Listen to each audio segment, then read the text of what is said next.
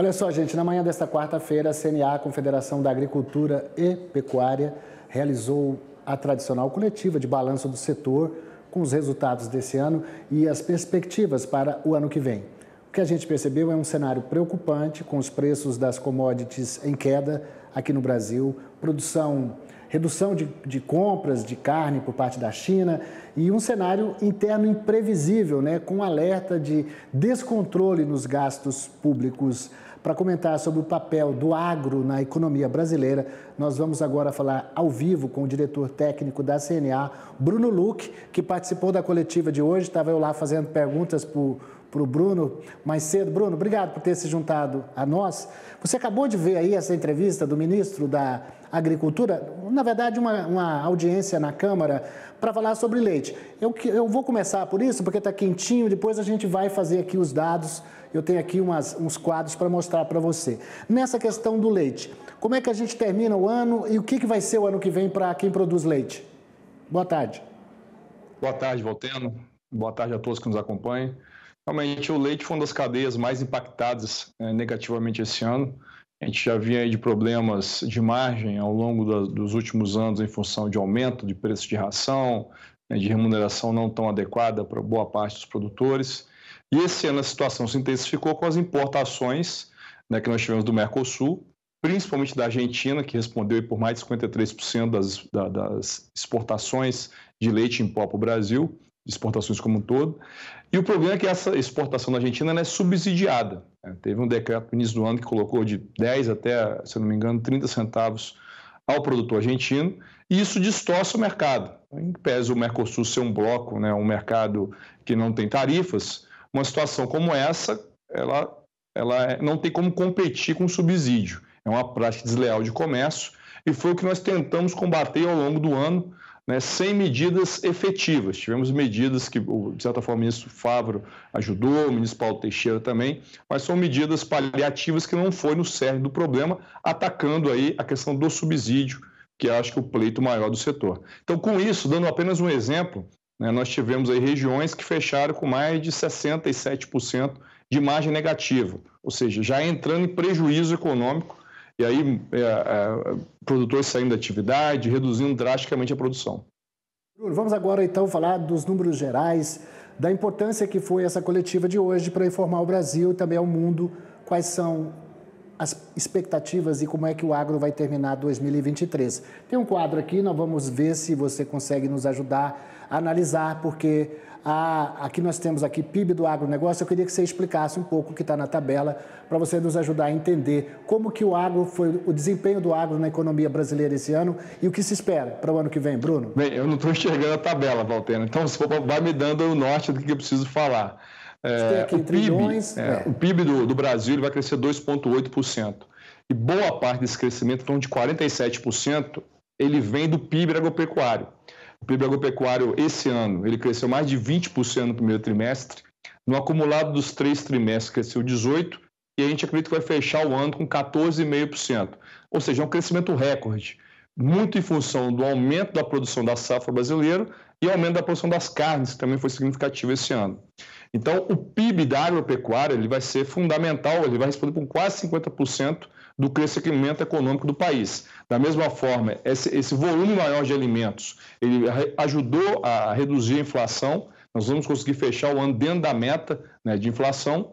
Porém, para o próximo ano, já falando das perspectivas, nós vamos ter uma expectativa de PIB Brasil menor, se eu não me engano, em torno de 1,5%.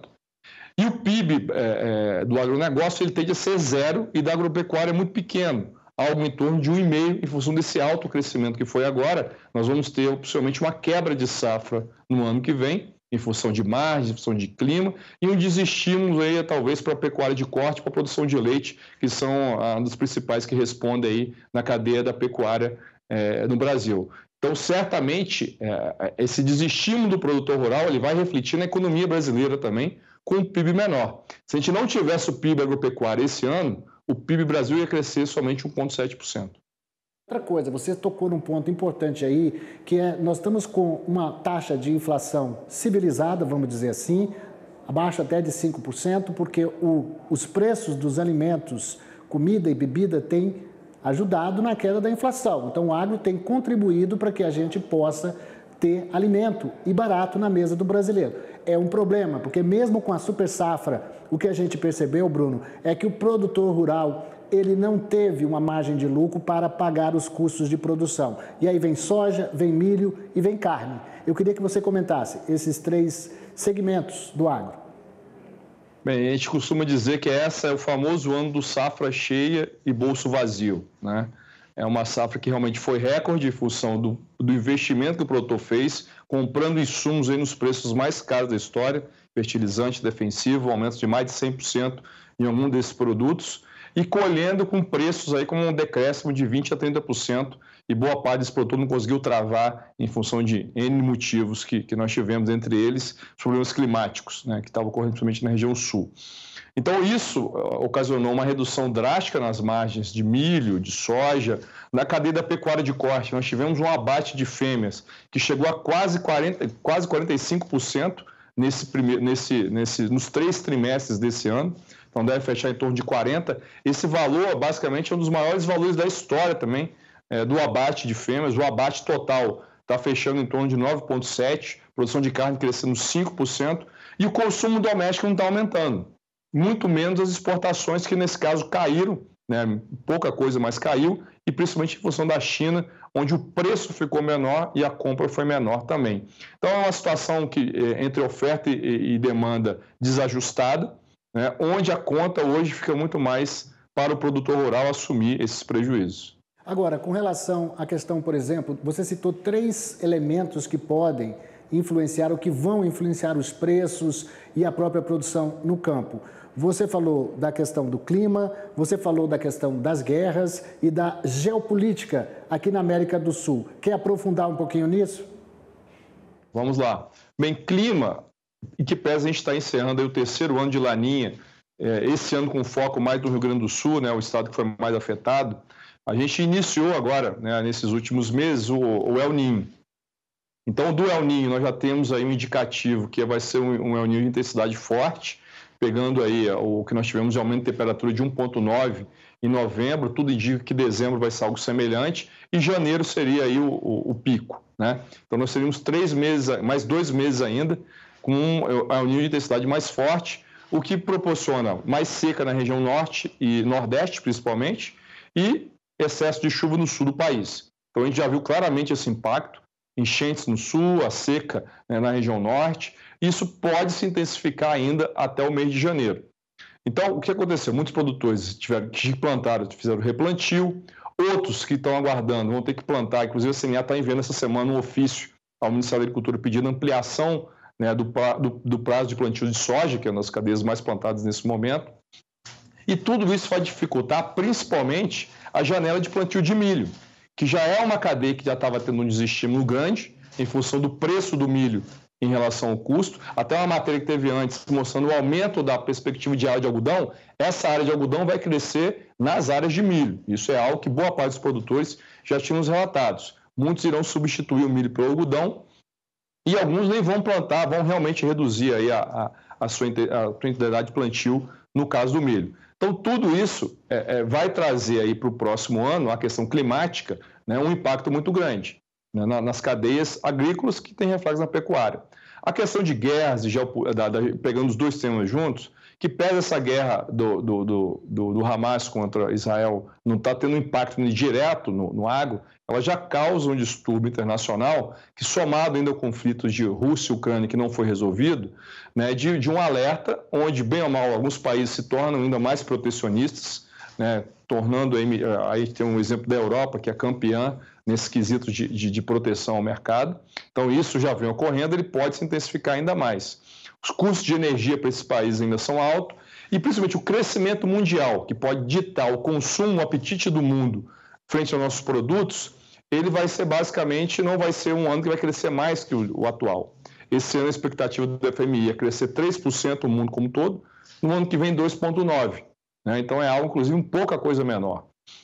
Então tudo isso impacta, né, num ano onde nós vamos ter uma produção grande, apesar do clima, em boa parte do mundo, os estoques foram recompostos e o apetite internacional e nacional não vai estar tão alto. Então, isso sinaliza uma manutenção de preços e não no aumento que nós precisaríamos nesse momento. Ou seja, o que você está querendo dizer é que o produtor ainda não conseguirá recuperar aquelas margens de lucro, nem aquele que produz grãos, nem aquele que produz carne. Até porque tem um outro elemento que foi analisado nessa coletiva de hoje, que foi a redução da compra de carnes por parte da China. Exatamente. O que a gente vê é 2024, uma intensificação do prejuízo.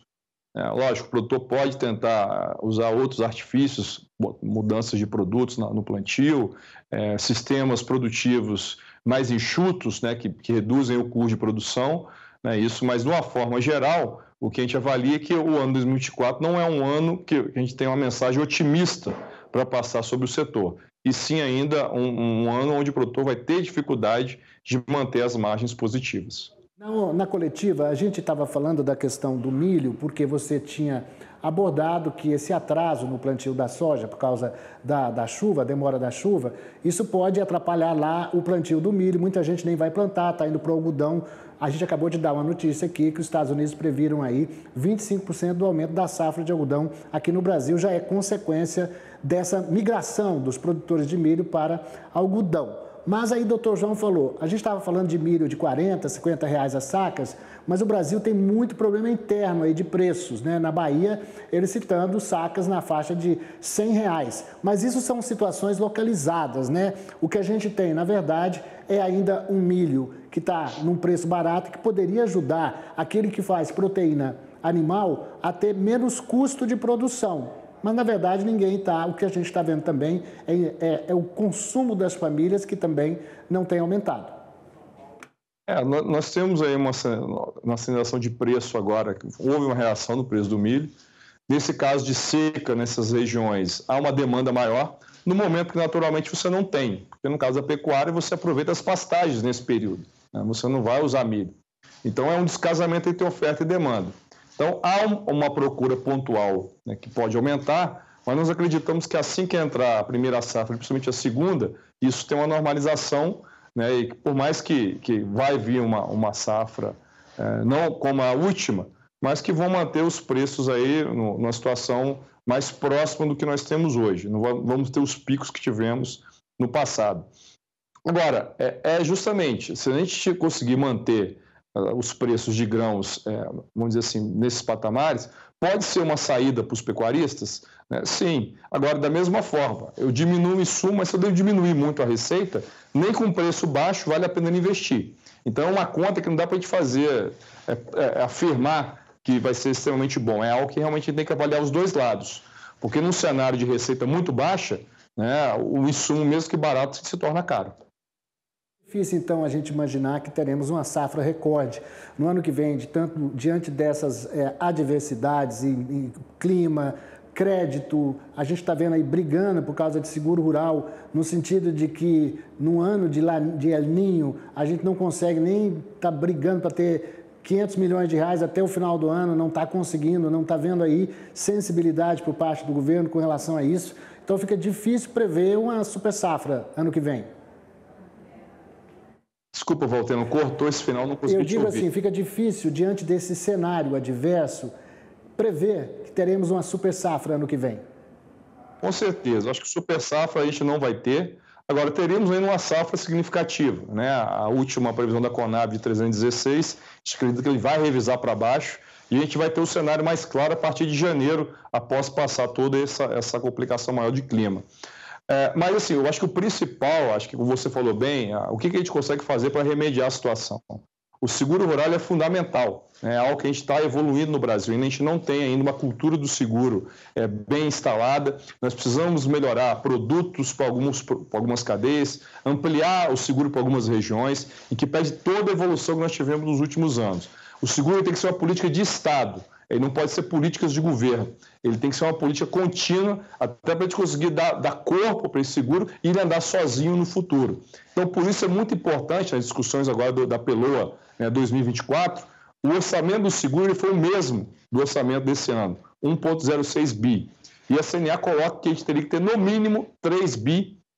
Por quê? que é o volume que a gente teria para ter algo próximo de 14 bilhões de hectares segurados. Então, é algo que ainda dá tempo de trabalhar, que pese boa parte dos produtores, né, ou assumir esse custo ou não contrataram, né, mas nós temos ainda a segunda safra, né, que ainda é um período que teoricamente pode ter mais problemas climáticos, e o produtor ainda que não fez essa aquisição do crédito, conseguir contratar o seguro ainda para conseguir se proteger. Então é algo que a CNA vai estar trabalhando junto à FPA no Congresso Nacional para a gente ampliar esse orçamento do seguro rural para o próximo ano. Eu sei que você não consegue ver na tela, mas eu vou pedir para colocar aqui os destinos dos produtos brasileiros em 2023, para a gente poder fazer uma análise, Alan. Deixa eu ver aqui nesse mapinha, no gráfico, eu acho que tem um gráfico aqui preparado. Aqui nós estamos vendo China, 45%, 2023, 51%, variação de 13%. Depois vem a União Europeia, que era 21% no ano passado, 18% agora. Estados Unidos, 8,7%, caiu para 8%. Japão, 3,4%, aumentou para 3,5%. Argentina, 1,6%, saltou para 3,3%. Deixa eu te perguntar, com relação à Argentina, qual a explicação para a gente ter triplicado aí os negócios, hein? A Argentina, vamos dizer assim, ela teve o mesmo problema do Rio Grande do Sul.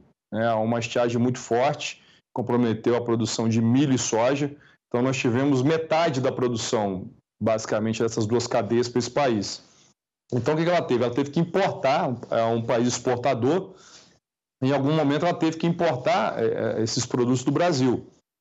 Então, nesse incremento de importação, ela realmente aumentou a sua participação, né, frente aos outros países, né, que pesa o Brasil aí ao longo desse ano.